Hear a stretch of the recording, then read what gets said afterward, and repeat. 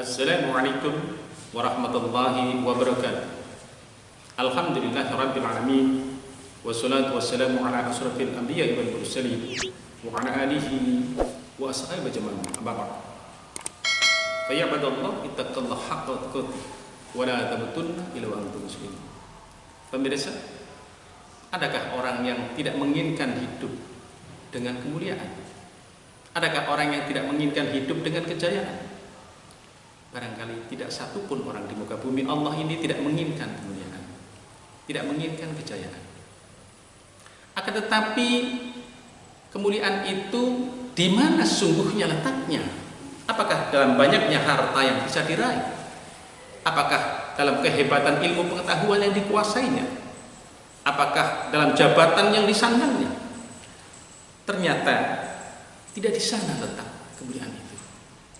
Sekali lagi, tidak di sana letak kemuliaan itu. Kita harus punya kesadaran yang tinggi tentang harkat kemuliaan, bahwa kemuliaan itu sesungguhnya ada dalam agama Allah. Begitu keluar dari agama Allah, maka sesungguhnya tidak akan ditemukan kemuliaan. Selembar karpet misalnya yang tergelar di rumah Bapak Ibu sekalian, harganya mahal. Barangkali selembar sampai puluhan juta rupiah atau ratusan juta rupiah. Tapi begitu ada tamu datang, gubernur datang mungkin dengan sepatu, silakan menginjak. Presiden datang dengan sepatunya, silakan menginjak. Camat saja datang dengan sepatunya, silakan injak. Tidak ada masalah. Tidak ada kemuliaan bagi karpet itu, meskipun harganya mahal. Tapi begitu karpet itu ditaruh di tempat yang semestinya mendapatkan kemuliaan, di musola atau di masjid misalnya, siapa yang berani menginjak dengan sepatu, dengan sandal, akan marah seluruh orang Islam. Ini berarti karpet menjadi mulia, menjadi jaya. Kenapa? Karena berhubungan dengan agama.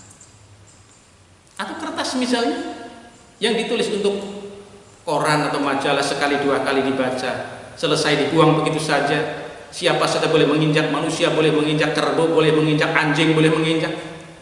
Tapi begitu kertas ditulis untuk huruf-huruf Al-Quran, selembar jatuh, maka kita akan ambil dan kita taruh di tempat yang semestinya. Kertas menjadi mulia lantaran berhubungan dengan agama Allah. Tapi ketika tidak ada hubungannya dengan agama Allah, maka tidak akan pegang kemuliaan. Lalu bagaimana dengan manusia? Sungguhnya manusia yang akan memegang kemuliaan adalah manusia yang berjalan di atas koridor Allah dan Rasulnya, berjalan di atas agama Allah, dan di sanalah kemuliaan yang sesungguhnya. Dengan agama Allah inilah kita akan pegang kemuliaan Al-Islam, bahwa dengan Islam itulah yang menjadikan budak hitam legam yang tidak berharga di mata kaumnya pada saat itu, tapi kemudian berubah menjadi orang yang mulia, yang terhormat, yang suara adanya senantiasa didengarkan oleh para malaikat di langit. Dialah Bilal bin Rabah. Karena Islam, maka mulialah dia.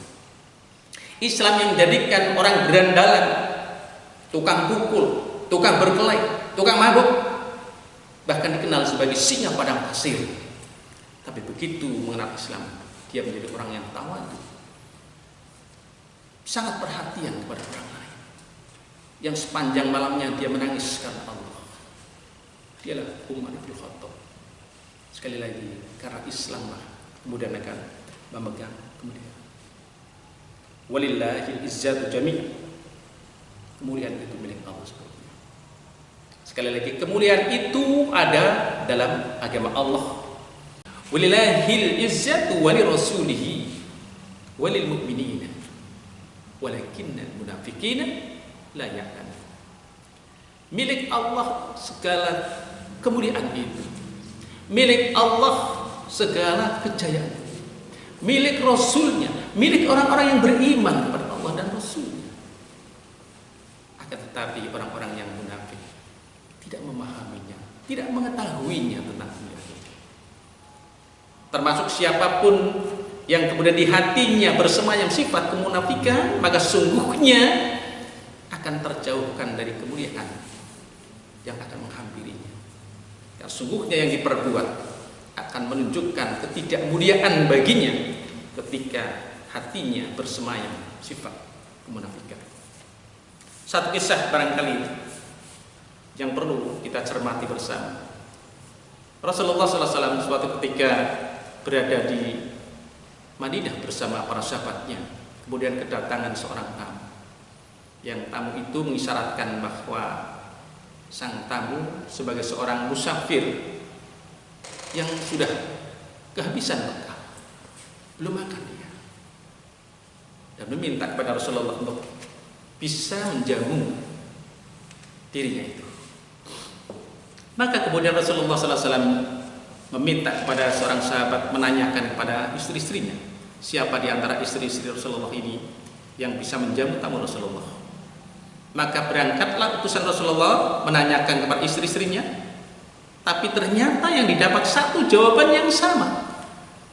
Dari semua istri Rasulullah ditanyakan tentang kesiapan menjamu tamu Rasulullah, tidak ada satupun yang mengiyakan kesanggupannya. Disampaikan, ya Rasulullah, istri-istrimu hari ini tidak memiliki apa-apa ya Rasulullah, kecuali sekedar air putih saja. Maka kemudian Rasulullah bangkit menanyakan kepada para sahabatnya, siapa yang berkenan menjamu daripada tamu Rasulullah ini.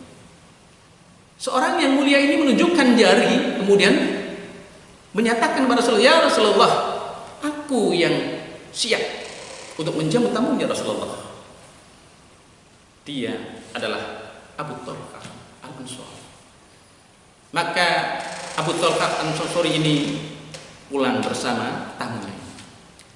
Ditanyakan kepada istrinya, wahai istriku, aku membawa tamu Rasulullah, tolong siapkan perjamuan yang paling enak. Apa yang terjadi ketika suaminya menanyakan hal demikian? Sang istri menjawab, wahai suamiku, ketahuilah, hari ini kita hanya punya makanan sedikit. Itu pun bagian dari anak kita. Kalau anak kita itu makan kemudian selesai makanan itu, tidak tersisa. Maka kemudian Abu Talhah memberikan isyarat berkompromi dengan istrinya, wahai istriku, kalau demikian tidurkan anak kita lebih awal, sehingga rasa lapar itu akan hilang. Nanti siapkan makanan itu di depan tamu, dan jangan lupa siapkan pula piring kosong di depan. Tapi sebelum itu matikan lampu dengan engkau mengibaskan kain, seakan-akan engkau tidak sengaja mematikan lampu itu. Nanti akan sampaikan kepada sang tamu. Dan rencana itu ternyata disetujui dan dilakukan oleh mereka berdua. Dalam satu yang tepat, waktu yang tepat, tamu itu telah siap dalam hidangan yang ada di depannya. Maka kemudian sang istri menghibaskan kainnya, kemudian matilah lampu yang ada di dalam rumah itu. Kemudian ternyata kemudian menyampaikan kepada sang tamu, wahai tamu Rasulullah, ketahuilah, hari ini aku tidak bisa menyalakan lampu kembali karena minyak telah habis. Maka diperkenankan untuk makan. Dalam kondisi gelap itulah sang tamu makan dengan lahap. Dan Abu Talhah yang di depannya ada piring yang kosong berpura-pura mengetuk-ngetukkan sendoknya di piring, seakan-akan dia makan. Kenyanglah sang tamu. Selesai. Subuh menjelang, kemudian Abu Talhah datang ke masjid. Rasulullah menyambutnya dengan senyuman yang sangat menyenangkan. Disampaikan Rasulullah, Allah kagum terhadap kalian berdua.